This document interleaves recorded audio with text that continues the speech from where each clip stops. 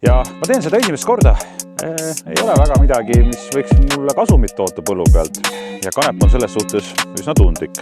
Tere, mina olen farmer Tõnis ja ma hakkan kanepit kasvatama. Esimest korda koostöös Nordic Hempiga. Ja loomulikult see ei ole selline kanep, mida te arvate.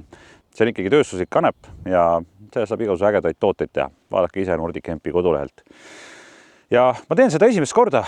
Ausõna, ei ole kunagi sihukest kultuuri viljelenud, kuigi olen neid kanepipõlde päris palju näinud, aga minu radarile sattus ta siiski tänu sellele, et ma hakkasin arutama ja vaatasin, et tänavusel 2026. aastal ei ole väga midagi, mis võiks mulle kasumit toota põllu pealt. Peale kanepi, mis on sihukese, ütleme, täitsa normaalse saagitaseme juures, tavalise saagitaseme juures võiks selle kasumi mulle kätte anda.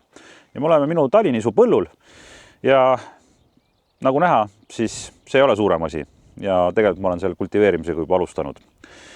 Siin ei ole isegi midagi väga loota, et läheb paremaks. Et siin on taimed puudu, talv on oma töö teinud ja kultiveeringi teda, et ei kasvaks väga mättaks see kogu värk mul siin, et oleks ikkagi kanepile head tingimused loodud, aga kanepi külviga ma ikkagi hoian tagasi, ma arvan, et vähemalt maikuuni. Seal on kaks põhjust. Esiteks on see, et kanep on ikkagi pigem soojalembene taim.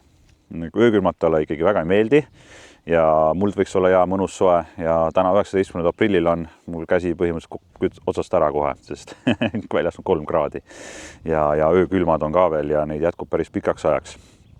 Teine asi, miks ma seda kultiveerimist teen, tegelikult meil isegi 3 asja, mille pärast ma seda teen.